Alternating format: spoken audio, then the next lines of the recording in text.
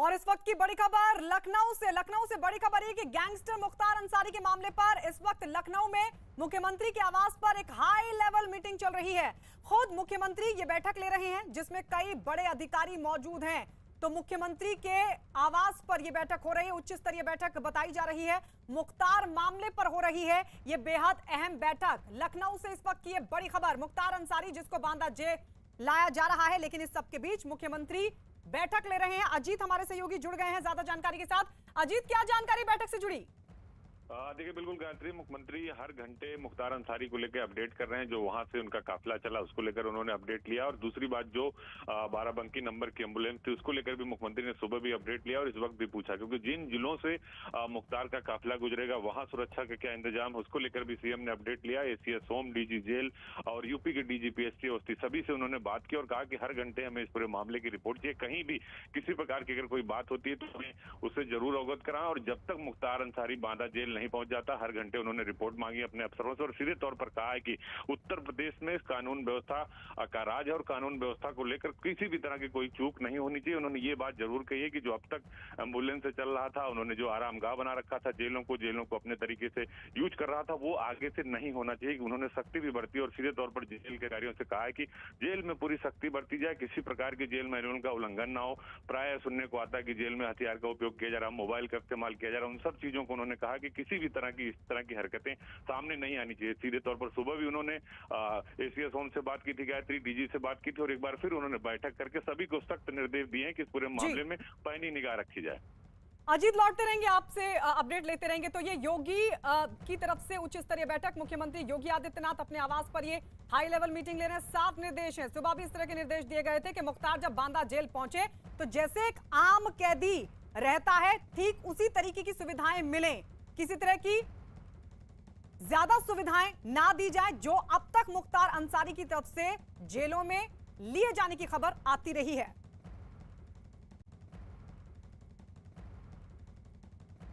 पंजाब के रोपड़ जेल से गैंगस्टर मुख्तार अंसारी को लेकर बांदा आ रही यूपी पुलिस की टीम इस वक्त अंबाला और कुरुक्षेत्र करनाल होते हुए गाजियाबाद की तरफ बढ़ रही है। इस दौरान हरियाणा पुलिस भी इस काफिले को दे रही है सुरक्षा। यूपी पुलिस की टीम में 2 सीओ समेत करीब 100 जवान मौजूद हैं। ये टीम करीब 2 बजे रोपड़ जेल से निकली और इस वक्त यूपी के बांदा की ओर बढ़ते हुए तस्वीरें हम आपको लगातार दिखा रहे हैं, और साथ ही वो रूट भी आपको दिखा रहे हैं जिस रूट से ये पूरा काफिला आगे बढ़ रहा है।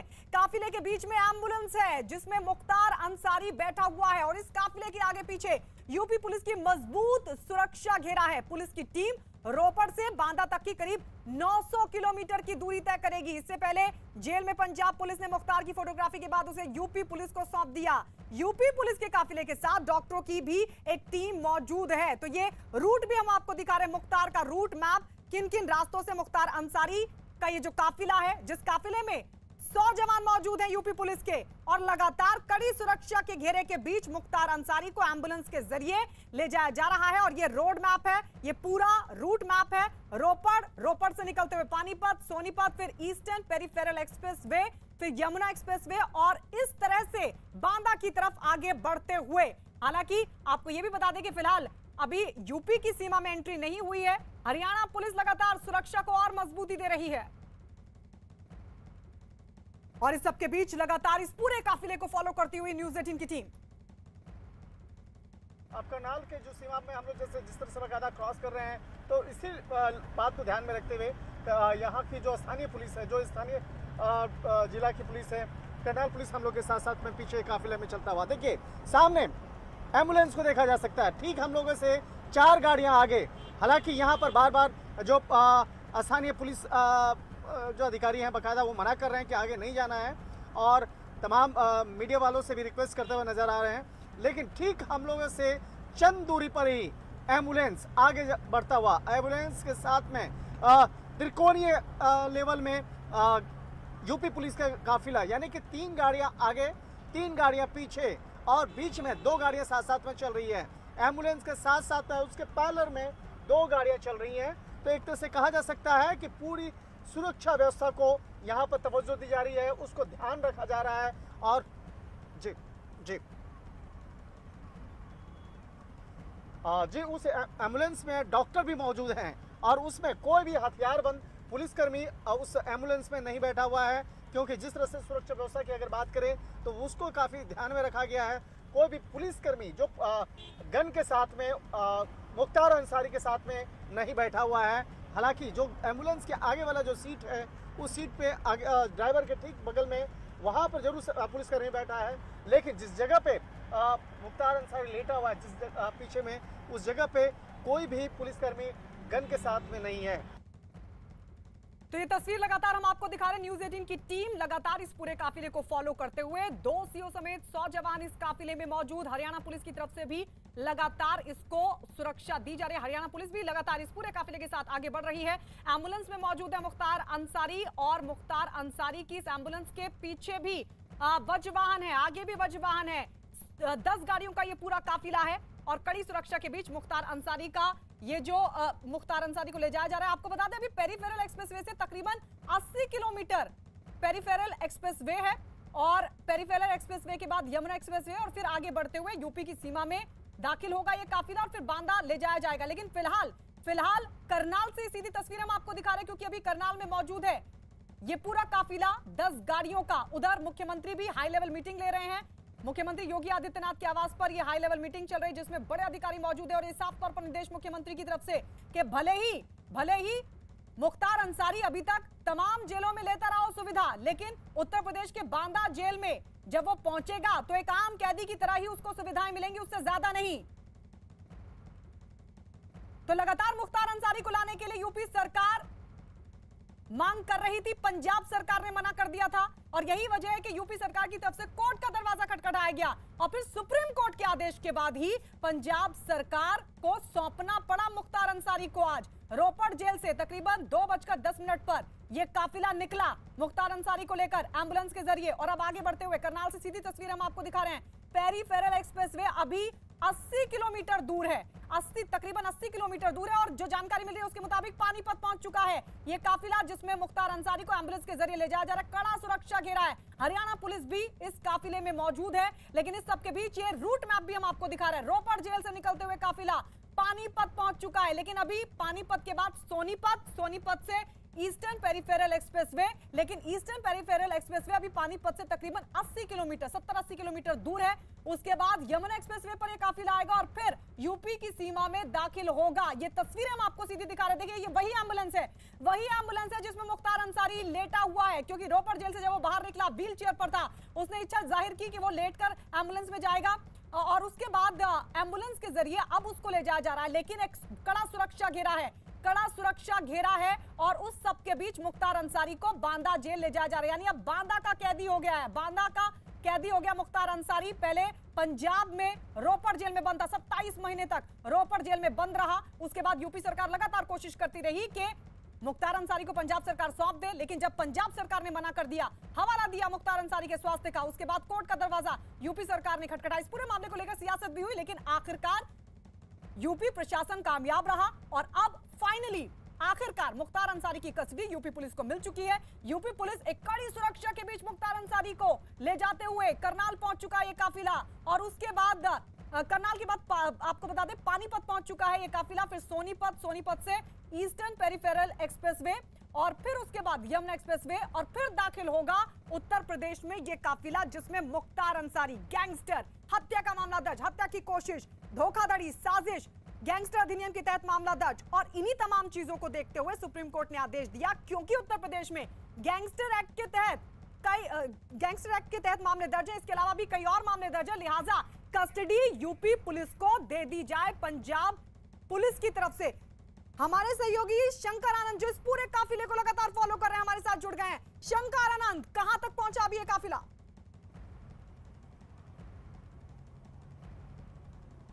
देखिए हम लोग थोड़ी देर के बाद जो करनाल से हम लोग क्रॉस कर जाएंगे और तकरीबन 40 किलोमीटर के बाद गाजियाबाद की ओर जाने वाला जो मार्ग है उस मार्ग पे हम लोग आ जाएंगे।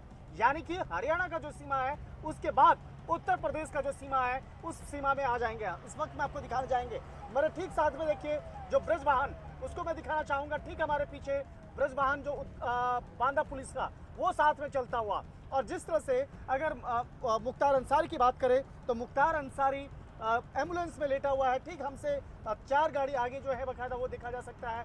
मुख्तार अंसारी वो एम्बुलेंस पे लेटा हुआ है और बाकायदा तमाम जो बांदा पुलिस और उत्तर प्रदेश पुलिस जो है बाकायदा सुरक्षा मानकों के साथ में और आसपास में त्रिकोणीय सुरक्षा व्यवस्था के साथ में पूरा काफिला को लेकर चलता हुआ तमाम जो गाड़ियां जो हैं सुरक्षा व्यवस्था में वो तकरीबन 100 किलोमीटर प्रति घंटा की रफ्तार से चल रही है। और यहाँ पे कोशिश की जा रही है, जो पुलिस के अधिकारी हैं वो लगातार कोशिश में जुटे हुए हैं कि कोई दूसरी गाड़ियां उस काफिले के बीच में ना आए। यहाँ तक कि जो मीडिया की गाड़ियां हैं उसको भी बीच में आने से रोका जा रहा है। तो एक तरह से कहा जा सकता है कि मुख्तार अंसारी को बांदा जेल में सुरक्षित पहुंचाने के लिए तमाम जो प्रावधान किए जा रहे हैं, तमाम कोशिशें की जा रही हैं और कोशिश की जा रही है जितना जल्द से जल्द बाकायदा पहुंचाया जाए। हालांकि इस बीच में कुछ शॉर्टकट रास्ते का भी प्रयोग किया गया और पिछले 3 दिनों से लगातार उत्तर प्रदेश पुलिस जो है लगातार इन रास्तों का मुआयना कर रही थी और शायद इसी का एक अच्छा फायदा देखने को मिला कि कहीं भी ट्रैफिक में आज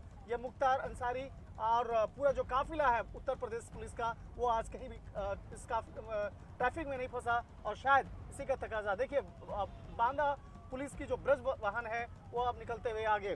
तो एक तरह से कहा जा सकता है कि पूरा का पूरा जो काफिला है वो काफ़ी तेज़ रफ्तार में आगे बढ़ता हुआ और कोशिश की जा रही है कि जितना जल्द से जल्द उत्तर प्रदेश के सीमा में प्रवेश करे उसके बाद ही गाड़ी रुकेगी।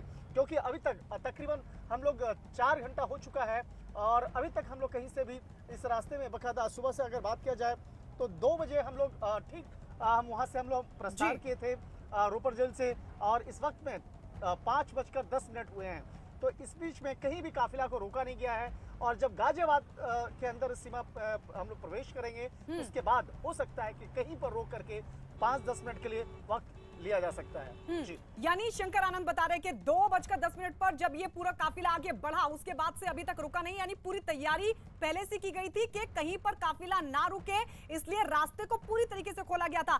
शंकर आनंद आप बता रहे हैं कि अभी हरियाणा सीमा और जिससे सटेगी उत्तर प्रदेश की सीमा 40 किलोमीटर तक का अभी जो पूरा रास्ता है वो बचा हुआ है। अभी जरा बताइए करनाल में किस जगह पर ये काफिला पहुंचा है और उत्तर प्रदेश में किस रूट को लिया जाएगा, इस बारे में कोई जानकारी मिल पा रही है?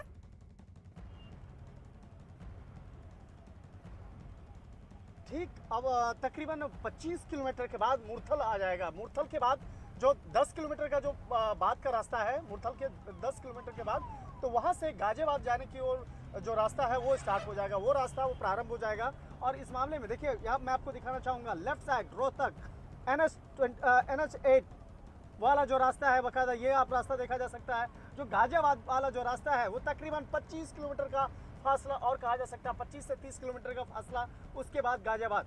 अभी जस्ट थोड़ी देर के बाद आपको एक फ्लाईओवर अभी देखने को मिलेगा और उस फ्लाईओवर से आपको वहाँ से जो मैप जो है वो देखा जा सकता है कि ये रोहतक की ओर राइट मुड़ने पर और सीधा दिल्ली का रास्ता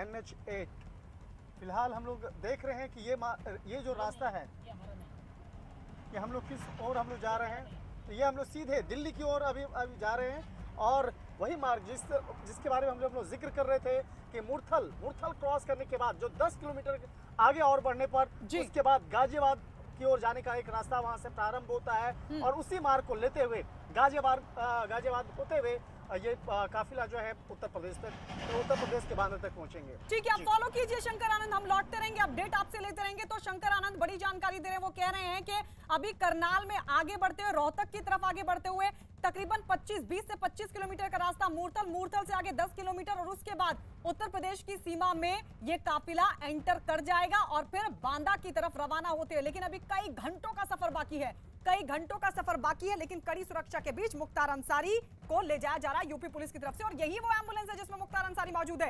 इस बीच मुख्तार अंसारी के भाई अफजाल अंसारी ने अपने भाई की सुरक्षा को लेकर उठाए हैं सवाल और साथ ही मांग की है कि उन्हें जेल लाने तक और बाद में जेल के भीतर भी सुरक्षा मुहैया करवाई जाए। बयानों को देखते हुए जो राजनीतिक दलों के बयान आए, नेताओं के बयान आए, जो याचिका दाखिल की गई है सिक्योरिटी को लेकर, सुरक्षा को लेकर, क्योंकि विचाराधीन कैदी हैं तो कोर्ट की भी जिम्मेदारी है, वो कोर्ट के ऊपर डाला गया है परिवार की तरफ से एक डर, एक खतरा है। जी हाँ, वैसे तो किसी भी व्यक्ति के जीवन की सुरक्षा दायित्व है राज्य सरकार का, लेकिन जब कोई व्यक्ति जुडिशियल कस्टडी में हो तो ये जिम्मेदारी दोहरी हो जाती है। जुडिशरी सिस्टम की भी और सरकार की भी।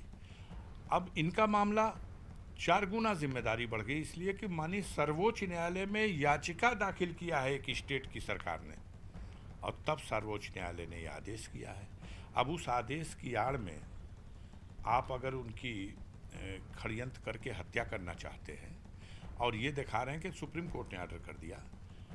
कई बड़बोले लोगों ने यहाँ तक कह दिया कि सुप्रीम कोर्ट ने जो ऑर्डर किया है वो हम देखते हैं इस निगाह से कि वो मुख्तार के डेथ वारंट पे दस्तखत हो गई। तो ये सब बड़बोलापन, घबराहट लोगों में, और उसकी वजह पीछे 5 बार मुख्तार पे आक्रमण हो चुके हैं। तो 5 बार आक्रमण हुए, उन गुनाहगारों को सजा नहीं मिली, उनके खिलाफ मुकदमे विचाराधीन है उसी MP MLA special court Allahabad में। वो हैं ब्रजेश सिंह जो भाजपा के गोद में बैठे हुए हैं और चहेते हैं इस सरकार के, और उनको बचाने के लिए पूरी सरकार लगी हुई है। तो अब मुख्तार आएंगे तो गवाही भी होगी। जिस घटना में उनको गवाही देनी है उसमें ब्रजेश सिंह मुख्य अभियुक्त है। उस घटना में 3 लोग मरे थे, 9 लोग इंजर्ड विटनेस हैं जो जीवित है, जो गवाही करेंगे। तो वो डर सता रहा, इसलिए षड्यंत्र रचा जा रहा।